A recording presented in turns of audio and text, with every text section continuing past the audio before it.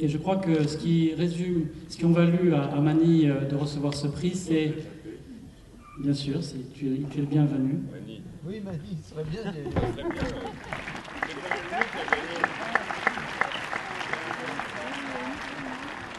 Donc, je crois que ce qui a entraîné le fait qu'il ait obtenu le prix ce soir, c'est la force avec laquelle ces photos illustrent la violence dont sont aujourd'hui l'objet les soignants et les médecins syriens dans ce terrain de conflit. Et donc il est important que ce type de témoignage soit illustré avec la force et la netteté des photographes, des photos de Mani, parce que si on ne le fait pas, demain ce seront des territoires de plus en plus vastes, ce seront des populations de plus en plus nombreuses qui deviendront inaccessibles à l'action des médecins et à l'action de l'aide humanitaire internationale.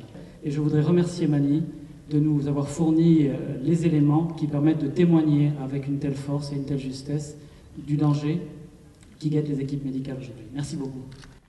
Jean-Pierre, qui va lui remettre le trophée. Mani va nous dire quelques mots. Et je rappelle qu'on peut voir ce travail exceptionnel de Mani au Palais des Cortes.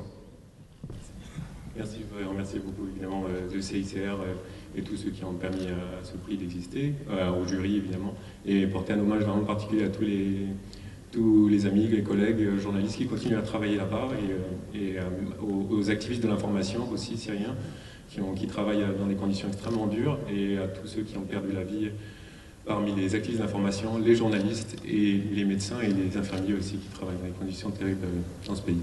Merci. Merci Mani. On t'en prie. Mani, tout d'abord, une réaction. Qu'est-ce que ça fait d'être primé à Visa pour l'image? Oui, c'est impressionnant. C'est un grand honneur quoi, de pouvoir être primé pour un prix humanitaire en plus. Pour moi, ouais, ça représente quoi, beaucoup. Je pense qu'en tant que journaliste, on doit essayer de toujours garder cette neutralité. Mais en même temps, quand il s'agit des droits humains, c'est vrai que là, quelque part, je me sens un peu activiste. Quel a été ton parcours professionnel?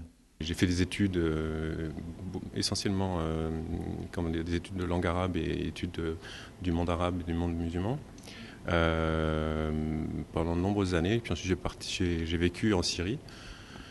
J'ai vécu en Syrie plusieurs années et ensuite je suis devenu un instituteur après à mon retour de Syrie. J'avais commencé à enseigner aux enfants là-bas, puis je suis devenu instituteur pendant plusieurs années. J'ai enseigné dans les écoles du 93. Tout en continuant à nourrir ma passion pour le monde arabo-musulman. Comment vit-on une telle expérience dans la Syrie d'aujourd'hui et à travers les 3 séjours que tu as effectués ces derniers mois? Des fois, c'est un peu compliqué. Je pense que tous les reporters, tous les journalistes qui sont amenés à travailler dans des zones aussi dures, où la population vit tellement de traumatismes, et on est exposé, on est amené à être témoin de tous ces traumatismes, c'est sûr qu'on accumule beaucoup on accumule beaucoup de tensions. C'est un peu des gifles dans la figure qu'on prend, mais on sait pourquoi on le fait. Je pense que c'est un peu comme un médecin qui travaille, qui opère des gens qui ont des blessures absolument atroces. On se dit comment est-ce qu'il fait pour opérer cette personne, mais il sait qu'il a quelque chose à faire, il sait qu'il a un rôle à jouer, donc je pense que c'est plus facile, c'est une manière de nous permet de digérer tout ça, je crois. Parmi les 12 photos primées par le jury du Visa d'or humanitaire du CICR, y en a-t-il une que tu retiens plus particulièrement? Chacune documente un aspect de cette problématique, la difficulté de l'accès aux soins en Syrie, dans cette zone de guerre.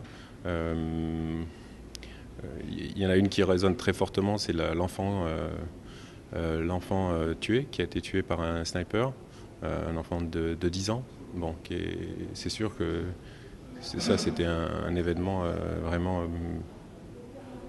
Bon, il n'y a pas plus injuste quoi, hein, de voir un enfant tué par un sniper. C'est même pas un dégât collatéral. C'est vraiment le sentiment qu'il n'y a plus de limite. Quoi, hein, y a plus de limite. Donc cette photo, elle évoque beaucoup en tout cas. Pourquoi as-tu choisi ce sujet sur la vulnérabilité des secours en situation de guerre ou de violence armée? C'est de documenter les centres de soins, les centres de santé clandestins. Pour 2 raisons. Une, parce que je sentais que le sujet était extrêmement important. c'était extrêmement important de pouvoir témoigner de cette situation. Et deuxièmement, parce qu'à l'époque, les contacts que j'avais, les amis que j'avais en Syrie, avec qui j'avais pu parler de mon projet de venir documenter, m'avaient expliqué que ce serait quasiment impossible de photographier dans les rues. Donc j'avais cette contrainte, qu'il fallait que je trouve un sujet qui me permette de photographier entre quatre murs. Donc ça me permettait aussi, c'était un sujet qui me semblait faisable, et en même temps c'était un sujet qui me semblait être extrêmement important de pouvoir le documenter. Donc non, avant d'arriver en Syrie, j'avais déjà conscience de la gravité du problème. Après, une fois que j'étais sur place, j'ai pu constater, quoi. Et alors, quels sont tes projets dans les semaines à venir? Les projets de reportage, je souhaiterais en partir au Pakistan. Je continue à travailler sur les communautés soufis, un des sujets qui me tient à cœur, sur lequel j'ai travaillé déjà il y a 2 ans. Donc je vais retourner là-bas. Et puis je vais continuer à travailler sur la Syrie. Il faudra que je retourne en Syrie à un moment donné. Je ne sais pas tout quand, mais il va falloir que je retourne.